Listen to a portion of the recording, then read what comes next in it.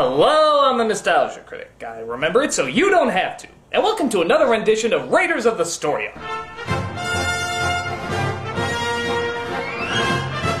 This is where I take the first few episodes of a nostalgic show and see if it still holds up. With that said, X-Men! Jesus with pork and beans, I fucking loved X-Men. This was the badass cartoon that kids watched. The cartoon that made you feel tough and rebellious, but it actually had a good story and good characters to back it up as well. But is it a story that still holds up, or is there just too much corniness to make it work? Now I know what you're thinking. Didn't the Nostalgia Chick already review the X-Men cartoon? Well, Obscure Sloop already did The Room, Mike J already did Jaws 3, and the Distressed Watcher already did Dungeons & Dragons. Why give a shit now? Anyway, it's not like I'm gonna do my own Dark Nella saga or anything. Dark Rob! Dark Rob! Dark Rob! Piss off!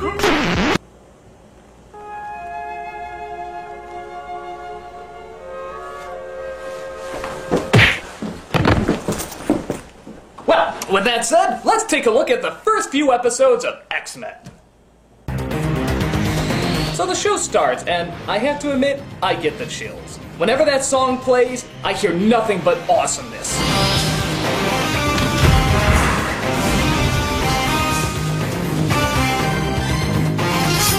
It's the coolest thing ever. I get this overwhelming urge to kick some ass.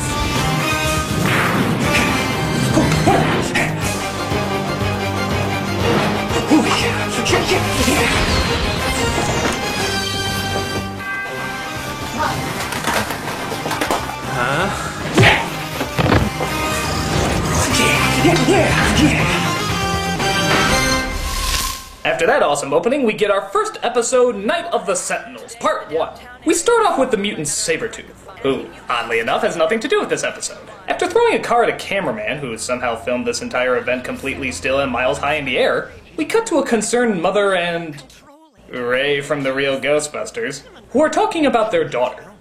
But how could you register her with that mutant control agency as if she were some sort of criminal? It's an outreach program to help these unfortunate people.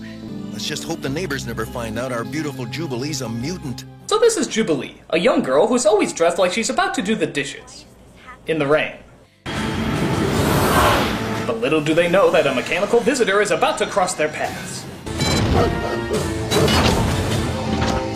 What if we were wrong? What if she isn't a mutant? Are you kidding? Look what she did to the VCR just by touching it. Well, to be fair, that's what happens when most women touch a VCR. Yeah, come on, get the VCR to stop blinking 12, I dare you! I fucking dare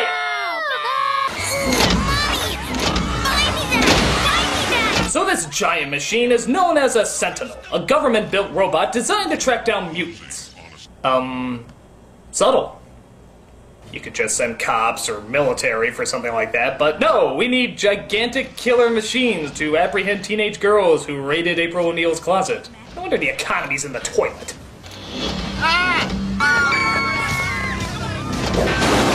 Good God! We get upset when our policemen use bad language. How the hell would we ever let this destructive can of Campbell soup fly?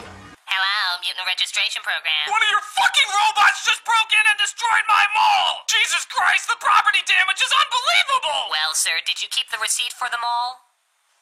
No. Then we have nothing to discuss. Oh my God, it's coming back! Ah! Have a nice day, sir. So it turns out the Mutant Outreach Program really is designed to reach out and grab mutants, whether they like it or not. But fortunately, this mall is also the shopping place for Storm, another mutant who I swear thinks that she's in a J.R.R. Tolkien novel. Storm, mistress of the elements, commands you to release that child. Go back to the shadow, flame of Udun! She helps save Jubilee along with another mutant named Rogue, who I swear to God has only gotten hotter with time. Come to Mama! Put me down, you flying freak! You would never have to put me down, Rogue. Baby, just look at us. All this time and we're still in love. Something like this just... She's a series of painted lines! Of Southern home perfection. there's also the Cajun Gambit, Where you going, Petit? Anywhere but here. who may actually have the strangest casual wear out of all the X-Men. And that's saying a lot. I mean, sure, Jubilee looks stupid, but I can at least tell what she's wearing. With Gambit? What is half that stuff? Run, girl! Run! Who are you? Cyclops. So they take her back to Xavier's School for the Gifted, which ironically never shows anybody teaching or learning anything throughout the entire series. She breaks out of her room and starts snooping around, coming across other mutants like Beast. Sort of. Closer? There you go. And Morph. Wait a minute. Morph? Who the hell is Morph? My fellow Americans, I am an idiot. Oh yes, I forgot. Morph was a character who was never in the comics. He was created specifically just for the animated show. Why? Well, so he could die. Yeah, I know I'm giving it away, but he was just made up so they could kill him. He's basically just the Michael Biehn of animated cartoons. He shows up, dies, we feel sorry, and then we totally forget about him. You might as well just change his X to R.I.P. That's all he's known for. But I digress. Xavier, the telepath who runs the place, figures out Jubilee's escaped, and of course, she panics. Code 3. We have an intruder. Come on! Oh, just do it! Randomly smashing the keyboard accepted. Petit? This is no place for you. So she enters the Danger Room, the training grounds for the X-Men, and Jesus! Do lawsuits just not exist in this world? This place is every personal injury attorney's wet dream! And then we see everyone's favorite badass himself. There you are, Wolverine.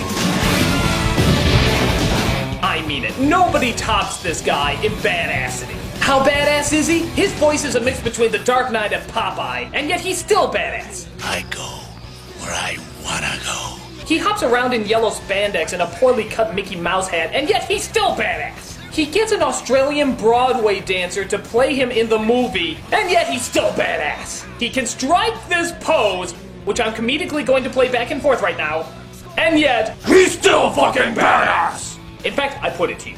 Has there ever been anything Wolverine related that has not been entirely badass? Yeah, but he was badass in it. So what's the first thing in this show that this ultimate badass is gonna do? Don't hurt him! Okay, that was a puss out. But everything else he's done is badass! Is the child all right? They were fighting, and I wanted to help him. Don't worry, Petit. You just hurt Wolverine's pride. That's all. Speaking of pride, should I be disturbed that my outfit is pinker than yours?